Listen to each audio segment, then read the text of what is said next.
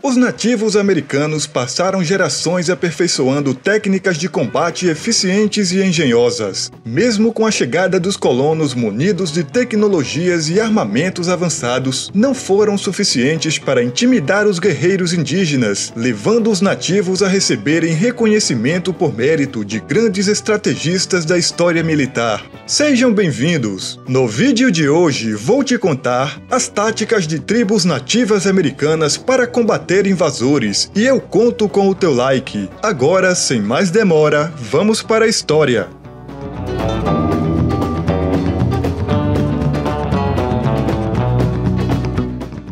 Quer estivessem montando uma ofensiva em terreno aberto ou atacando em território cercado por árvores, os guerreiros nativos americanos tendiam a contar com pequenos grupos ofensivos e estratégias de ataque rápido. No início, na maioria das vezes, quase não havia perdas do lado dos nativos. Esses ataques geralmente aconteciam pouco antes do amanhecer, com guerreiros brandindo arcos e porretes enquanto atacavam o inimigo. Para estimular os guerreiros, recompensas eram dadas àqueles que derrubavam o maior número de homens.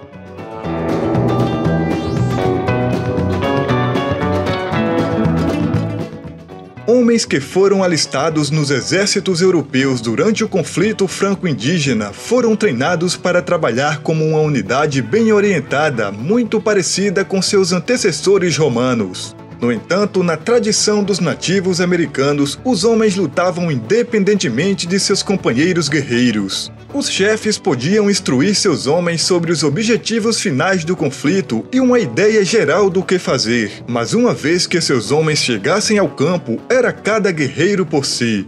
Aqueles que conseguiam se distinguir pessoalmente ganhavam elogios entre as tribos. Essa capacidade de pensar e agir de forma independente enquanto trabalhava para um objetivo comum confundiu as rígidas forças europeias nos primeiros conflitos e deu grandes vitórias aos nativos.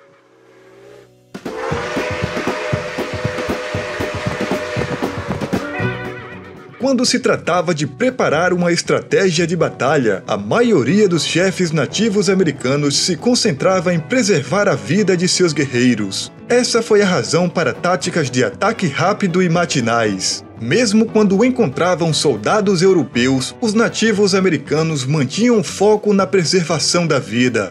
Como resultado, os chefes seguintes se concentraram em usar táticas de recuo e começaram a usar emboscadas sempre que possível. Além do mais, não havia vergonha em recuar para lutar outro dia. A única vergonha para um nativo americano era a rendição.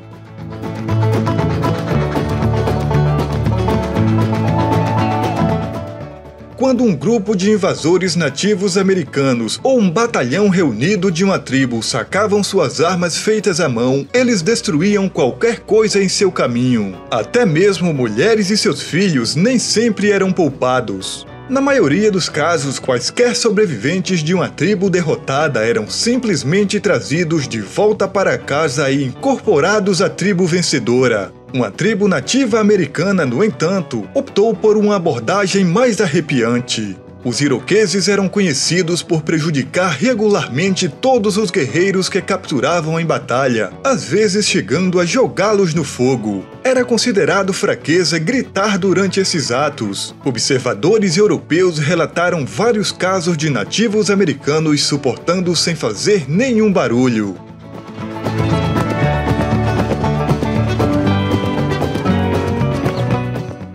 Na maioria das vezes, as ofensivas indígenas eram iniciadas como um ato de vingança destinado a reparar as baixas sofridas por uma tribo. Como resultado, os sobreviventes da batalha eram frequentemente levados de volta para a casa da tribo vencedora, a fim de preencher o lugar de um parente falecido. Várias pessoas que acabaram assumindo o papel de vítima foram incorporadas integralmente, chegando a se casar com membros da tribo. Os colonos brancos não foram poupados desse tratamento, já que os nativos americanos não faziam julgamentos raciais. As meninas brancas capturadas antes da puberdade geralmente se tornavam parte da tribo e se casavam com chefes ou guerreiros. A mais famosa delas, Cynthia Ann Parker, raptada quando tinha 9 anos, casou-se mais tarde com o chefe Comanche, Pitanocona, e tornou-se mãe de Quanah Parker, o último chefe guerreiro da tribo. Vários colonos se tornaram membros de pleno direito de qualquer tribo que originalmente os atacou.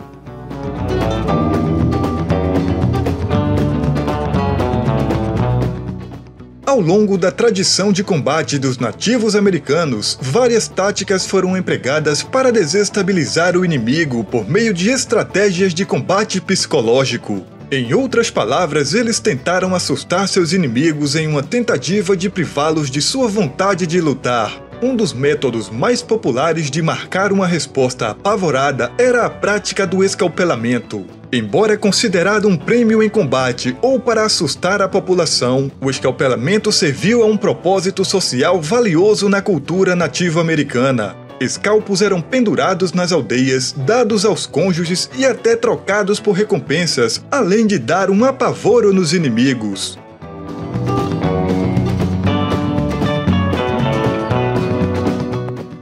Durante a era colonial, os exércitos europeus visavam a batalha em paisagens abertas. Isso tornou mais fácil para os comandantes direcionar o curso ofensivo. No entanto, os chefes nativos americanos usavam o terreno a seu favor quando traçavam um plano. Certa vez, o chefe Crazy Horse induziu o general George Crook e suas tropas a descansar no fundo de um vale. Enquanto as tropas faziam uma pausa, foram surpreendidas por 1.500 guerreiros Sioux, levando-os a sofrer muitas baixas.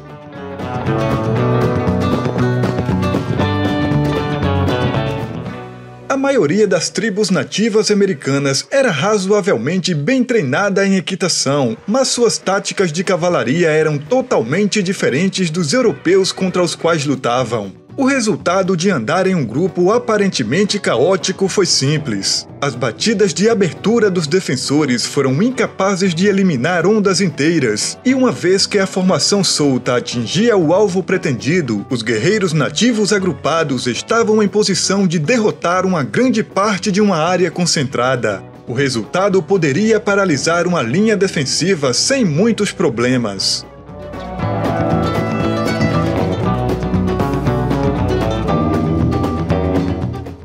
Uma outra tática famosa se tornou marca registrada dos nativos. Embora muitas vezes lutassem individualmente, os guerreiros também sabiam como seguir o exemplo de seu chefe. Na Batalha de Little Big Horn, por exemplo, os chefes usavam bandeiras com cores destinadas a identificar sua tribo. O lendário combatente Crazy Horse usava espelhos para transmitir ordens a seus homens. Vários chefes também usavam algo chamado chifres de águia, esculpidos do osso da perna de uma águia que produziam assobios. Os gritos de combate, algo marcante dos nativos americanos, também foram usados como meios de comunicação na frente de batalha.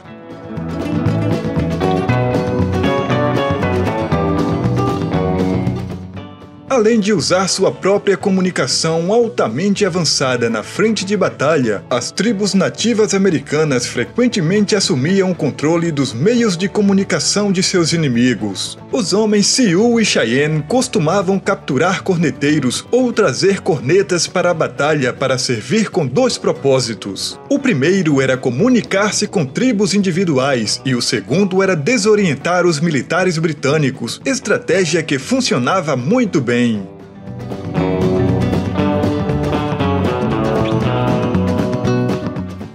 Depois que os europeus reivindicaram um novo mundo, o combate dos nativos americanos aumentou de pequenas forças para tribos inteiras a fim de defender seu território. De uma maneira típica, quando um chefe achava que uma batalha era merecida, um mensageiro era enviado aos outros chefes com um cachimbo na mão, e os chefes que fumavam cachimbo concordavam em entrar no conflito. Sendo assim, eles eram autorizados a escolher seu curso livremente, uma tática que visivelmente os tornava mais fortes na luta que se aproximava.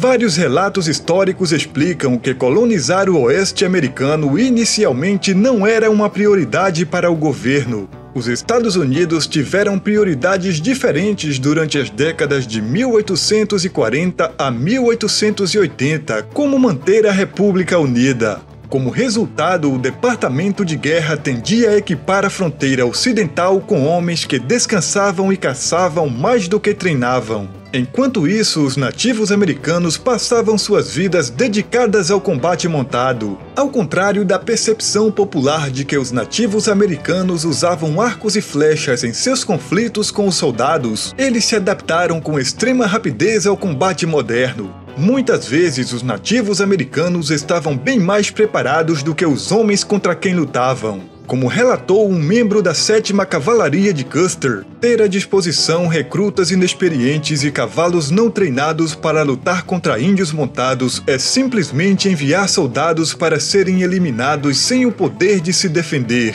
Palavras ditas em reconhecimento à força dos nativos. Essas foram as táticas militares dos nativos americanos em defesa de seus territórios. Eu fico por aqui e te peço para deixar o like e se inscrever no canal para receber todos os vídeos. Nos vemos na próxima história.